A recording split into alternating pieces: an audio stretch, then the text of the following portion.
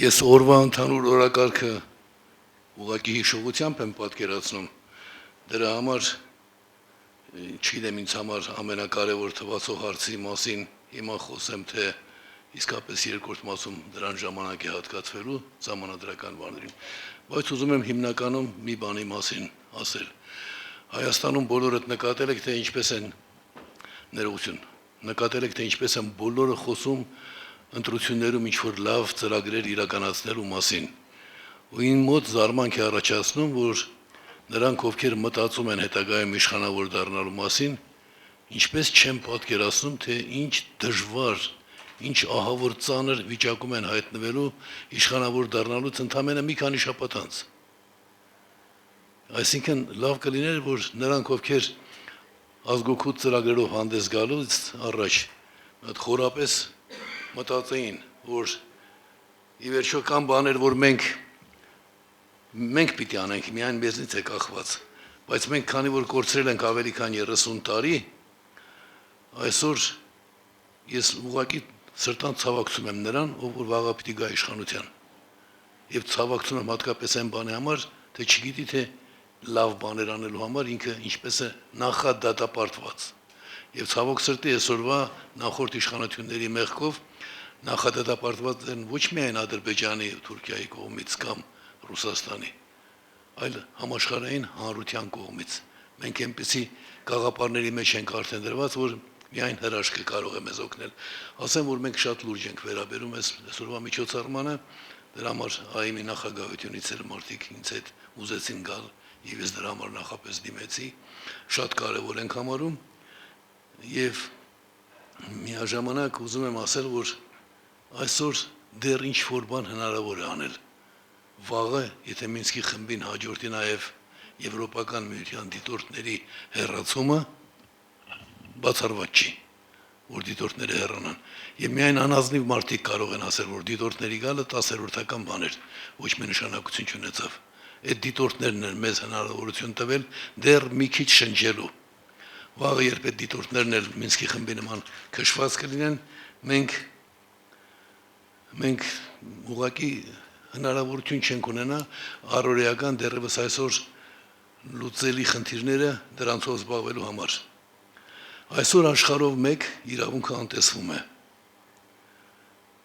Եվ տեսեք, Հայաստանը դարձել է համատարած իրավախախտումների երկիր։ Դուք երևի տեղյակ եք, որ մենք միջոցառումների շարք արեցինք, հիմնականում ցույցեր այսօր ամփոփեցինք եւ այնտեղ իրավախախտումները ուղղակի տրցակ են, ոչ թե 1-2 իրավախախտում։ Մենք դարձել ենք իրավախախտումների երկիր։ Սա եւ դրանով, այն որ մենք թույլ ենք տվել, որ Հայաստանը դառնա իրավախախտումների երկիր, կարող է ոմանց համար զարմանալի թվալ, բայց մենք նպաստել ենք նրան, որ աշխարհում իրավունքը մենք էլ մեր հերթին ենք նպաստել, որ աշխարհում իրավունքը հետին տեղ գրավի։ Բայց առաջին անգամը չէ, բոլորս հիշենք, որ ուժի մասին են խոսում, ուժը համարում են գերակա, Ալիևն էլ ասում է ուրիշ ժամանակներ են, հիմա հարցերը ուժով են որոշում, այսպեսի փուլեր մարդկությունը ապրել է, հետո հանգել է նրան, որ ուժով չեն հարցերը լուծվում, իրավունքը պիտի իշխի, ասենք սա ժամանակավոր փուլ է, բայց եթե մյուսների համար միայն ժամանակավոր փուլ է, մեզ համար կարող է, ինչպես բազմաթիվ բանախոսներ այսօր ասացին, կարող է լինել ճակատագրական։ Եվ ես կարծում եմ, որ մենք շատ մեծ ուշադրություն պիտի դարձնենք նրան, թե ինչ կարող ենք մենք այսօր անել, որը էականորեն կփոխի վիճակը։ Ակնհայտ է, չէ՞ որ մենք հասկանում ենք, որ անվտանգային հարցեր քննարկելիս շատ կարևոր է, մանավանդ մեր վիճակին հասած ազգերի համար, ունենալ նաև դաշնակիցներ։ Դաշնակիցները լինում են նյութական ակնկալիքներով ըստ շահերի, լինում են նաև սկզբունքային։ Մենք դժվար թե մեր ունեցածով, մեր ներուժով նաև ներառյալ հետաքրքրենք դաշնակիցների։ Բայց կա մի բան, որի մասին այսօր ակնարկվեց մի քանի անգամ, որը մեզ համար շատ շահեկան վիճակ կարող է ստեղծել, աշխարհը առանց սկզբունքային, անսկզբունքային մարդկանց նրանք շարունակում են մնալ, նույնիսկ իրավունքի անտեսման պայմաններում իրավունքին կարևորություն տվող, այսինքն արժեհամակարգին կարևորություն տվող մարդիկ շատ կան։ Ես իմ անձնական օրինակով ասեմ, ես տեսել եմ ինչպես ամբողջ արևմուտքը ասում էր Գետսե Գորբաչովը, ինձ արտաքսել էին եւ Եվրոպական միությունում, ամերիկյան կոնգրեսի լսումների ժամանակ նախապես խնդրում են Գորբաչովի մասին վատ մի խոսեք։ Դե իհարկե ես անտեսում էի դա, բայց ես տեսա ինչպես հնարավոր եղավ ճշմարտությանը ապավինելով փոխել այդ վերաբերմունքը, ոչ միայն իմ ջանքերով։ Օրինակ հասարակ մի բան ասեմ, ընդամենը մի խոսք։ Հրապարակային հանդիպման ժամանակ ասում են, որն է ձեր կարծիքը Գորբաչովի մասին։ Ես գիտեմ, որ ներկաների մասը պահպանողական են, հակակոմունիստ են։ Ու սպասում են, որ ես երկար պիտի խոսեմ, ինչ որ բաներ ասեմ։ Ընդամենը մի բան ասացի, գիտեք, ասի Գորբաչովը կոմունիստ է։ Իրենք սպասում են, թե ես էլի պիտի խոսեմ։ Որովհետեւ բոլորը վեր կացան։ Հիմնականում այդ բարձր մակարդակի գործիչներ, սենատորներ, կոնգրեսականներ ու ցապարեցին ծիծաղելով իրար էին նայում։ Մենք մի մարդու, որ պայքարել է կոմունիզմի դեմ, հարցնում ենք. ինչ կարծիք ես կոմունիզմի մասին։ Ինչ որ բաներ կարելի է փոխել եւ մենք հայերս կարող ենք փոխել։ Մենք մեր ներդրումը պիտի անենք, մենք չպետք է թերագնահատենք մեր Աստծո տված շնորհը, համանadrության մասին շնորհակալ եմ բոլոր նրանց, ովքեր ակնարկեցին։ Շնորհակալ եմ, ես 2 րոպեում կամփոփեմ։ Դա ես համարում եմ Աստծո տված շնորհ, գուցե շնորհիվ եմ բանի, որ ժամանակին Սովետական միության բոլոր ազգերի դեմոկրատները ինձ համարեցին իրենց ներկայացուցիչը, եւ ամեն մեկն էլ երևի իր գիտելիքը ինձ տվեց։ Այսօր Հայաստանը ունի մի բան, որը կարող է քաղաքակրթական նշանակություն ունենալ։ Այսօր նաեւ մի ուրախալի լուր ես ունեցա 10-րդ անգամ այսօրվա իշխանություններին, գիտեք, կարելի ասել աներեսաբար 10 անգամ տալիս եմ նախագիծ եւ ամեն անգամ խուսափում էին 10-րդ անգամ իրենք պատասխանում են արդարադատության նախարարության միջոցով, կարճ ասեմ, հայտնում ենք, որ ձեր կողմից ուղարկված նախագծային առաջարկները մշտապես սկսած Սերժ Սարգսյանի ժամանակներից, ասում են չկա առաջարկ, այլ ընտրանք չկա։ Հիմա ես վերջին գրության մեջ ասում եմ, լսիր տղա ջան, կա այլ ընտրանք, եւ այդ այլ ընտրանքը դու չընդունելով անգամ կարող ես քո անելիք գործը լավացնել։ Ու առաջին անգամ գրում են Սահմանադրական բարեփոխումների խորհուրդը նկատի կունենա։ Հիմա այստեղ լուրջ օրենսդրության լուրջ խախտում կա։ Կուսակցությունների մասին օրենքը պարտադրում է քննարկել, ոչ թե նկատի ունենալ։ Եվ ես այդ ուղղությամբ կաշխատեմ, բայց հետևողական աշխատանք ինչ որ արդյունքներ միշտ տալիս է։ Եթե մենք հասկանանք, որ ոչ թե հասկանանք, բոլորն էլ կհասկանան, բավական է մտնել demos.am կայքեջը ու տեսնել, որ քաղաքակրթական առաջարկ է, շատ կարևոր։ Տեսեք, մենք խոսում ենք արգելքների մասին, չէ՞։ Բայց այս նախագծում այսպես է, ոչ թե տոկոս է ընտրողների, այլ նույնիսկ մեկ մարդու ձայնը չպետք է կորի։ Ու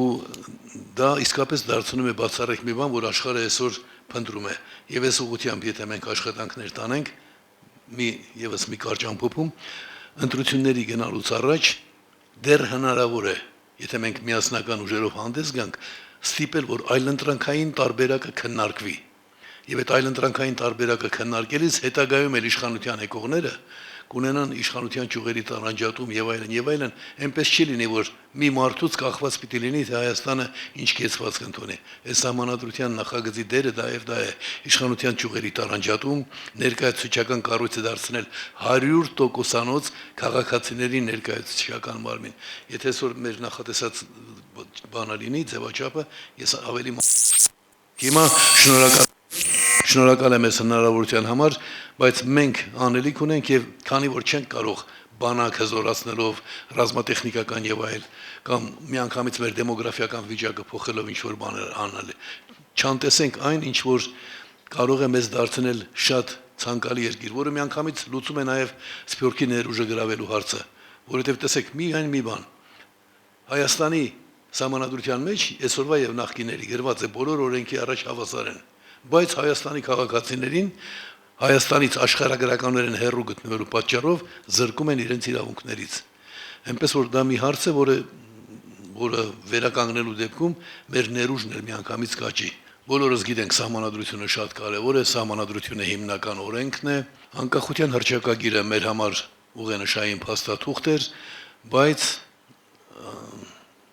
քանի որ անկախության հռչակագիրը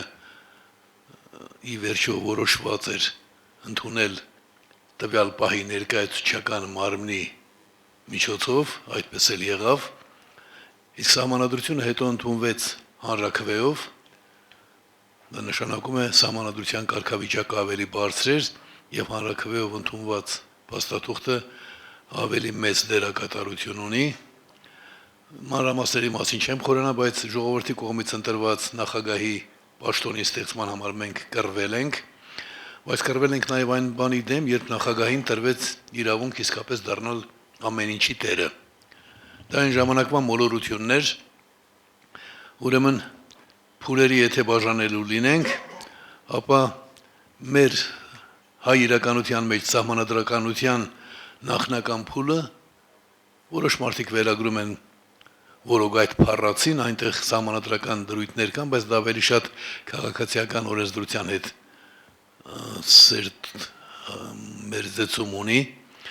քան բուն սահմանադրության, այնուամենայնիվ լուրջ իրավական փաստաթղթերից է եղել, ուրեմն 1919 թվականին Հայաստանի իշխանությունները որոշեցին, որ սահմանադիր ժողովի միջոցով Հայաստանը պետք է ունենա սահմանադրություն։ Ժամանակի հարցում է ուզում ժամացույց չկա, որ տեսնեմ, տեղավորեմ։ Լավ։ Եթե ես չափը հանցնեմ, խնդրում եմ ասեք։ Ուրեմն իհարկե նրանց երազանքի իրականություն չդարձավ, հետո երբ մենք սկսեցինք անկախության համար պայքարը, բնականաբար հիշելով Աստվածաշնչյան պատվիր մեծերիդ, որ օրերդ երկար լինեն, այսինքն որ դու հաջողակ լինես, այս սկզբունքով առաջնորդվելով մենք ուշադրություն ենք դարձնում, թե մեր հայրերը ինչ են արել։ 1976 թվականին Սարանսկի KGB-ի բանտից գաղտնի ուղարկված փաստաթղթերի ժողովածուում առաջին անգամ նշվում է ազգային սահմանադրություն ունենալու կարևորության մասին։ Եվ ես ասեմ, ես այն ժամանակ այնքան մեծ չէի, որ այդ բոլորը իմանայի։ Դա հրաշք է տեղի ունեցել, ես ինքս չէի կարող դա գրել։ Նշվում է, որ անկախության հանրաքվեից հետո առաջին գործը լինելու է ժամանակավոր սահմանադրության ընդունումը սահմանադիր ժողովի միջոցով։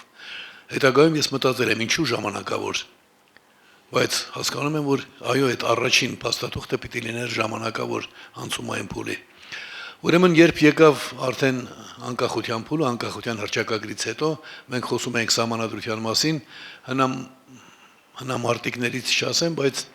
այն ժամանակների հիշող մարդիկ երևի հիշում են, որ մենք ամիսներով կռիվ էինք տալիս եւ 100,000-անոց ցույցեր էին սահմանադրություն սահմանադիր ժողովի միջոցով։ Այսինքն ունեինք անկախության հռչակագիր, բայց սահմանադրությունը շարատապ կերպով ունենալու համար, նաև բանակ ունենալու համար, ԱԻՄ-ը առանց չափազանցության 100,000-անոց ցույցեր էր անում։ Ու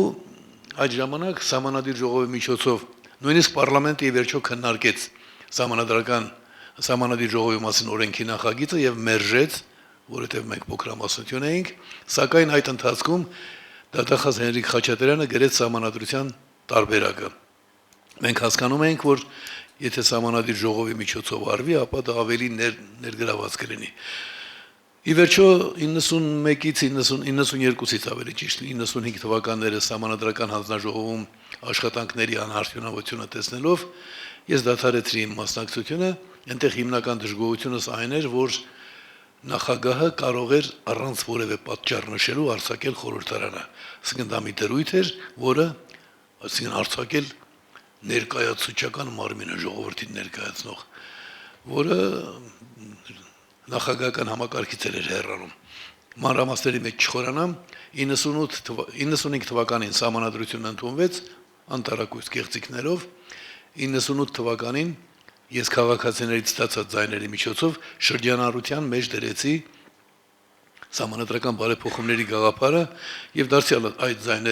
ձայների միջոցով, որը Ռոբերտ Քոչարյանը չէր կարող հաշվի չառնել, ես դարձա սահմանադրական բարեփոխումների հանձնաժողովի նախագահը։ Ու այնտեղ մի քանի մտքեր ներդրվեցին։ Առաջին, նախագահը ժողովրդի կողմից ընտրված գործադիր իշխանության ղեկավարը պետք է չունենա կամայականորեն ներկայացուցչական մարմինը ցրելու իրավունք, երկքաղաքացիության հարցը, պարլամենտը այն ժամանակ միայն մի որոշում կարող էր ընդունել, որոշում միայն կառավարության գործունեության վերաբերյալ, այլ որոշումներ պատկերացնում եք ներկայացուցչական մարմին արգելված էր ունենալ։ Սահմանադրական դատարանը մատչելի չէր։ Այդպեսի մի քանի հարցեր ես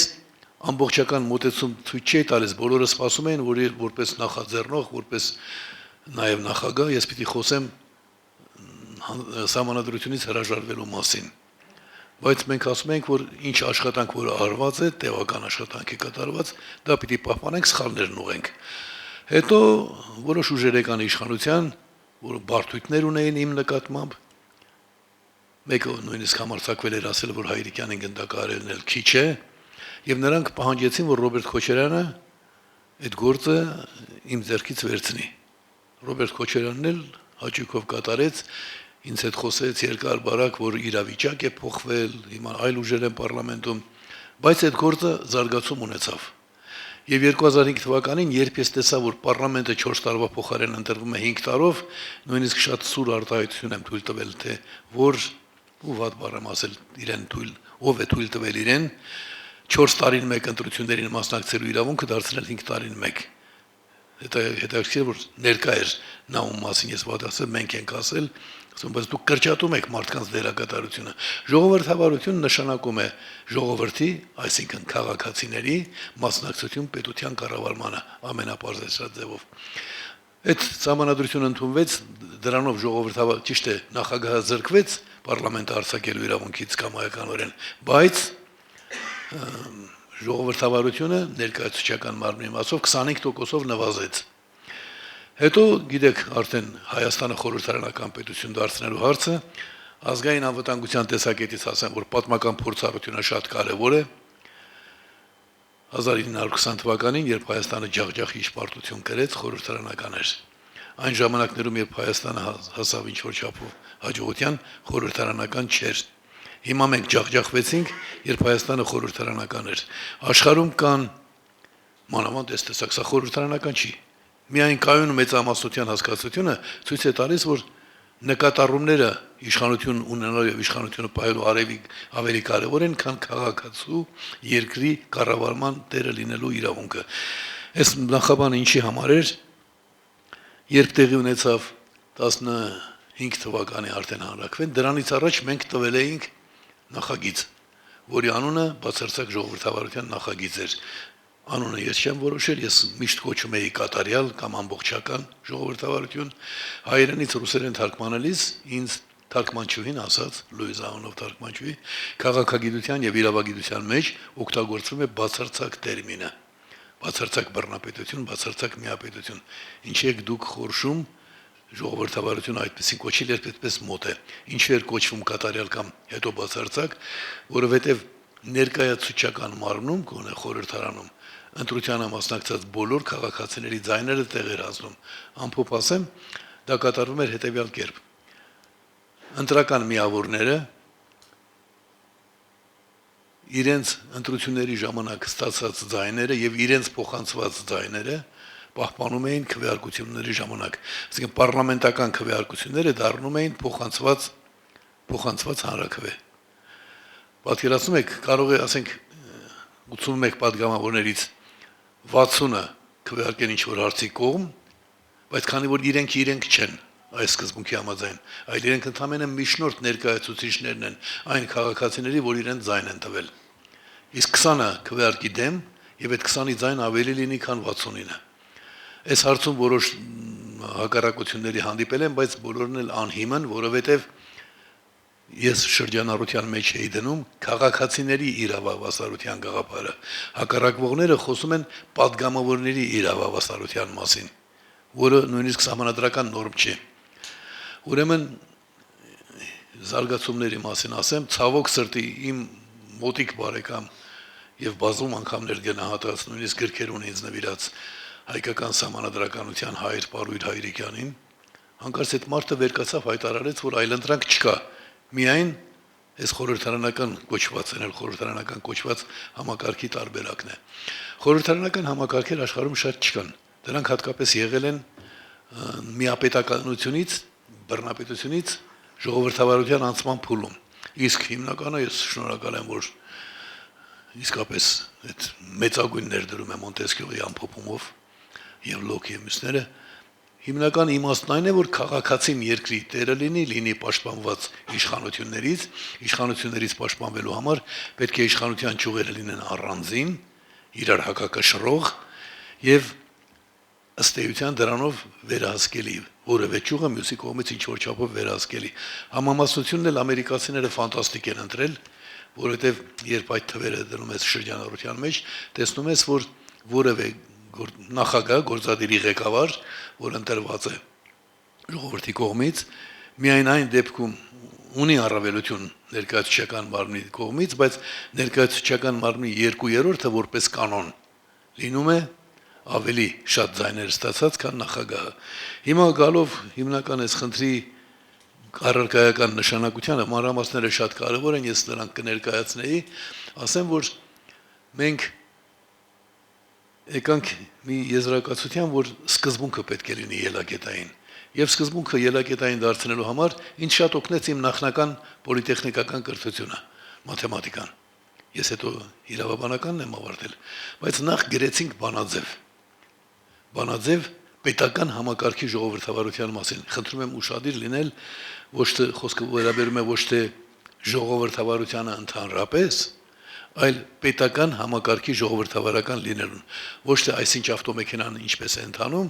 այլ այսինչ ավտոմեքենան ինչպիսի հատկանիշներ ունի։ Ու երբ այս հարցի քննարկման ժամանակ արծարծվում է այն մոտեցումը, թե գիտեք, բա որ խախտումներ լինեն, բա որ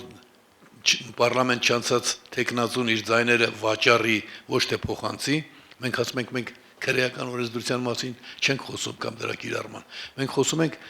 լավ ավտոմեքենա արտադրելու մասին օրինակի համար, եւ եթե լավ ավտոմեքենայի վարորդը հարբած կլինի, դա մեքենայի համակարգի հետ կապ չունի։ Ուրեմն այդ բանաձևը նաեւ միջազգային փորձառության է արժանացել եւ ընթացքում ես հասկացա, որ սա շատ մեծ հեռանկար ունի եւ շատ կարեւոր որ հենց Հայաստանով անցնի։ Այսինքն դրա պահանջարկը կա։ Ժողովրդավարական միջազգային կազմակերպությունները, գիտեք, միավորված ազգերի կազմակերպությունից հետո հաջորդ մեծ կազմակերպությունը ժողովրդավարական պետությունների այդ կազմակերպությունն է, նրանք փորձեցին գրել հռչակագիր, դա մարդու իրավունքների հռչակագրի անհաջող կրկնություններ Կահիրեում դա արեցին, բայց խնդիրները նշել էին քաղաքացի եւ ընտրող կապի խաթարումը։ Այսինքն ընտրողները չեն զգում, որ ընտրվածները իրենցից կախված են։ Այդ բանաձևի մասին որ ասում եմ, այդ բանաձևով շնորհակալություն կփորձեմ 2 րոպեում ամփոփել։ Այդ բանաձևով ամերիկյան մասնագետները հաշվարկել էին տոկոսային մակարդակը ամերիկյան դեմոկրատական համակարգի եւ արգենտինական ու զարմացած մի քիչ էլ նեղացած ինձ ասում են ըստ ձեր բանաձևի Արգենտինան ավելի դեմոկրատական է։ Հիմա ամփոփեմ միանգամից, հետո ընթացքում եթե հարցեր կլինեն սիրով կպատասխանեմ։ Թվում է թե սա տեսական հարց է։ Իդեպ ասեմ, որ մենք այդ նախագիծը սկսած Սերժ Սարգսյանի ժամանակներից անտեսվել էր, բայց միայն Նիկոլի իշխանության օրոք 9 անգամ ասում էին չկա։ Տալիս էինք, ասում են դիմումը չկա։ 10-րդ անգամ վերջապես կարողացանք ստիպել, որ այսօր դրական արձագանք են, բայց սա տեսական հարց չի։ Ամենալուրջ անվտանգային հարցն է եւ ամենաառարկայականն ու գործնականը։ Այսօր մենք հազար խնդիրների մեջ դա համարում ենք հետագայում արդար իշխանությունների օրոք կիրառելի։ Մեր հետագա իշխանություններին թույլ չեն տալու, ժամանակ չեն տալու զբաղվել այս հարցով։ Մեր թշնամիները պարապ նստած չեն։ Իսկ սա ծրաընդունումը Հայաստանը միանգամից դարձնում է ուրիշ երկիր, քաղաքացին դառնում է երկրի տերը։ Ես գիտեմ, որ բոլորդ փորձառություն ունեք, բարձր գիտակցություն եւ պետք չի այն օրինակները վերելը, որ ես սովորաբար ասում եմ։ Ու որ այն որ տանտերը տունը լավ է պահում, ոչ տանտերը ոչ։ Երբ քաղաքացին զգա, որ ինքը տերն է, նրա որակն էլ կփոխվի եւ շնորհալիների թիվը կտրուկ կաճի։ Բացի այդ, ազգային անվտանգության տեսակետից մեզ հետ հարաբերողները կիմանան, որ սա այն երկիրն է, որը քրիստոնեական առանցքում գիտեք, որ գաղափարն է։ Աստծո առաջ չկա տեր, չկա ծառա, չկա կին, չկա տղամարդ, չկա հեթանոց, չկա հրեա։ Բանը սա է, ելակետային դրույթը սա է։ Եվ դրանից ելնելով մենք սա համարում ենք շատ առարկայական, ովքեր կուզենան մանրամասների հետ ծանոթանալ, տեսնել եւ բուն նախագիծը, նրանք կարող են մտնել demos.am կայքեջը եւ մանրամասներին ծանոթանալ։ Ինչ վերաբերում է նախագծին, նախագիծը նույնպես այնտեղ կա, այդ նախագիծը կազմված չէ Մերժիր Սերժին սկզբունքով սրանց իշխանության բերած այսօրվա սահմանադրության հետ։ Մենք այդ սահմանադրության նախագիծը պատրաստել ենք նախկին 2 սահմանադրությունների մեջ ուղումներ մտցնելով, որովհետև այսօրվա սահմանադրությունը մերժված է եղել։ Հետո ինչ որ այդ կարգախոսով ասպարեզիչածները իրենց աներիքը շարեցին։ Շնորհակալ եմ հնարավորության համար, իմ պարտքն է ներկայացնել դա, մանավանդ որ ես դրա հետ մեծ հույսեր եմ կապում, իմ անունը այստեղ կարևոր չէ, եթե մենք այս հարցով զբաղվենք հետևողականորեն։ 16 կուսակցություն հավանություն է տվել, պատկերացնում եք, բայց այդ 16 քաղաքական ուժերը այնքան վատ են իրար նկատմամբ, որ ես նրանց անուններն անգամ միաժամանակ չեմ գրում, բայց առանձին ասել եմ, որ շատ դա արդեն մեծ փունջ է, եւ մենք կարող ենք, եթե լուրջ ներգրավենք այս գործի մեջ, ընդամենը 2 ամսում հանրաքվեի համար նախապատրաստել այս նախագիծը եւ ընտրությունները արդեն իրականացնել սրանով։ Իդեպ դա էլ ասեմ, վարչապետը ընտրվում է 2 տարով, նախագահ չունենք, նախագահը քաղաքացիներն են, որոնք նշանակում են վարչապետի, ընտրում են ազգային ժողով, իրենց ներկայացուցչական մարմինը, հատուկ կանոններով իհարկե։ Այստեղ ես օգտագործել եմ տնտեսական իրավունքից բաց բաժնի տիրական ընկերությունների քվեարկության կարգը եւ քաղաքացիական իրավունքից ձայներ փոխանցելու իրավունքը։ Նաեւ դատավորները երկրորդ եւ երրորդ ատյանի դատավորները լինում են ընտրովի թափուր մնացած տեղերը։ Սա է հիմնական կառույցը եւ կարծում եմ, որ եթե մենք այսօր ճիգ գործադրենք, ոչ ոք չի էլ նկատի, որ դա ստրատեգիական հարց է, բայց սա ամենառազմավարական հարցն է։ Շնորհակալություն։